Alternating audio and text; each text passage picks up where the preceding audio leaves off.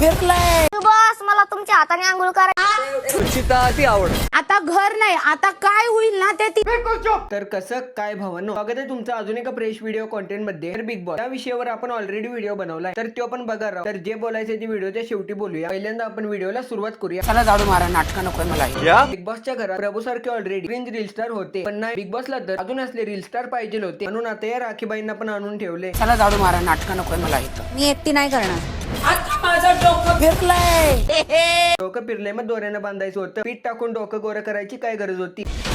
Window पहिले साफ कर. निघा. पीठ बीठ टाकायचं, घरी टाकायचं, कोणावर टाकायचं. शडा यू शट अप. अहो बिग बॉस कुठे रमजानची खीर प्यायला गेलाय राव. जरा घरात पण लक्ष घाला. घरामध्ये तर होळीचा उत्सव चाललाय, ते पण 1 महिन्याच्या अगोदर. सचिन भाऊनी तर आता पाणी पण टाकले, अजून कोणीतरी या आणि मीठ ते पण टाका. डायरेक्ट चपातीचं पीठ म्हणून होते. काय धंदा लावलाय सचिन भाऊ? जावा जरा बाहेर बघा, ती मोगरा तुम्हाला बोलवा लागल्या.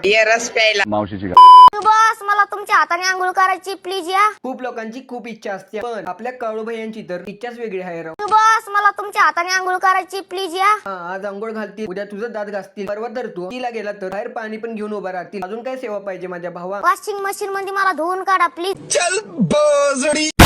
वॉशिंग मशीन मध्ये धुवून काढू दे, नाहीतर धुणं धुत्यात तसा आपटू दे, पण कलर मध्ये बदलाव तर होणारच नाहीये. काळू भावाचा कलर तर ओरिजिनल आहे राव. आणि जरा चांगला सोडा पाठवा, साबणी पाठवा. साबणी आहे तिथं, पण तिनं काय मला असर पडा नाही त्या साबणीचा.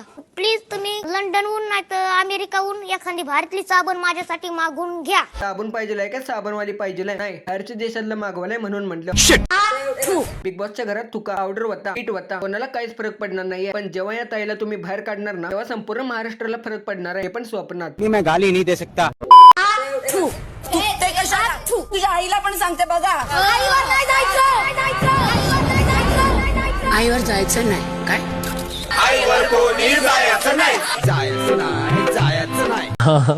काय बिग बॉस भांडणाला तुम्ही संगीत मध्ये कन्वर्ट केले राव. काय बोलायचं या बिग बॉसला आता? माझा पहिला सदस्य आहे प्रभू. हा, प्रभूच असणार, कारण हा भाऊ तर प्रभूचा सुरुवातीपासूनच दुश्मन राहिला आहे. प्रभू जेव्हा इथे आला पहिल्या 2 आठवड्यात मला तो खूपच एंटरटेनिंग वाटायचा. अरे माझ्या गोर गुमड भावा, तो 21 वर्षाचा आहे आणि तुम्ही 40-42च्या वयाचा. तुमच्या वयाच्या पोराबरोबर तरी खुन्नस करायची राव. तर मला हे बोलायचंय, तर मग अंडे साखर हे समजा काय बिग बॉसने दिलंय. हे कोण आहेत मला अंड्याहून आणि याच्याहून मला टार्गेट करणार? 100% पटल्या भावा ही गोष्ट. त्या खेकड्यापेक्षा तर तुझंच थोडंफार भारी वाटायला लागले, कारण काळूडाऊन कसं पण असू दे, पण कोणाला न घाबरता बिंदास्त नडतोय. बोलू तुला वाटत असेल की मी तुझ्या पण मग अंडे बिंडे काढायचे नाही. सुटून सुटून अंड्यावरतीच येऊन थांबतोय राव. बिग बॉसला आता घर विकायला भाग पाडशील अंडी करत. तुम्ही सकाळी वाटीत दूध नव्हतं घेतलं, अर्धी वाटी.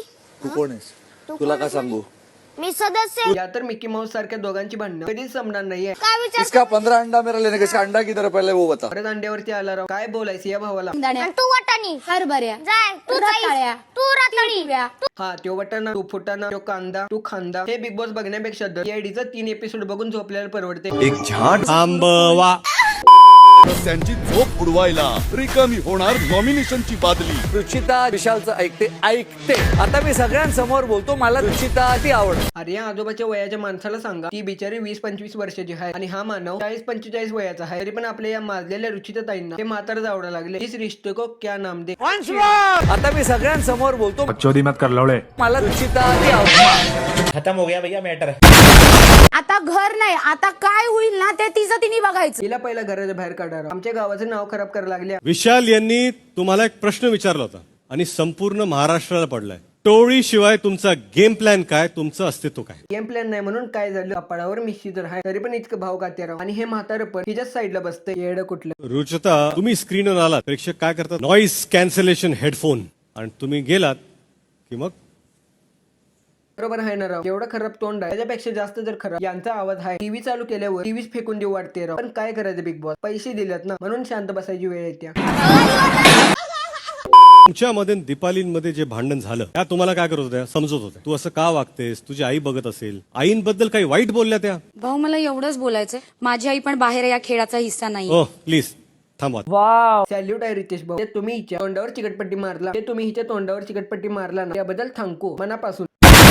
तर आता थोडंसं मेन मुद्द्यावरती बोलूया. तर तुम्हाला मी अगोदरच्या व्हिडिओमध्ये सांगितलं होतं आणि मला तुमच्यासारखी मला सपोर्ट करणारी लोक जपायचे आहेत, म्हणून मी तुमच्या सगळ्यांची मागच्या व्हिडिओमध्ये माफी मागितलं होतं. तरी सुद्धा मागच्या काही व्हिडिओमध्ये तुमच्या भावाबरोबर खूप वाईट होते राव. ते म्हणजे आपल्या या व्हिडिओना व्ह्यूज बघा आणि यांना बघा. मला माहितीये तुम्ही मला खूप सपोर्ट करताय, पण युट्यूब वाले आपल्या व्हिडिओला जास्त रीच देत नाही. तर आपल्या व्हिडिओला 100 किंवा 50 व्ह्यूज जरी आले तरी पण आपल्याला फरक पडणार नाहीये. 50-100 फक्त आपली माणसं असायला पाहिजे, बस, बाकी काय नाही. व्हिडिओला इथं स्टॉप करून व्हिडिओ इथं एंड करून टाकते. व्हिडिओ आवडला असेल तर एक लाईक तर नक्की करा. चॅनल वरती जर नवीन असाल तर सबस्क्राईब करून बेल आयकन दाबा. व्हिडिओ कसा वाटला कमेंट करून नक्की सांगा व इंस्टाग्रामला फॉलो करायला विसरू नका. तर भेटूया मग अजून एका नवीन व्हिडिओ मध्ये. तोपर्यंत जय श्रीराम, जय शिवराय. नाचा.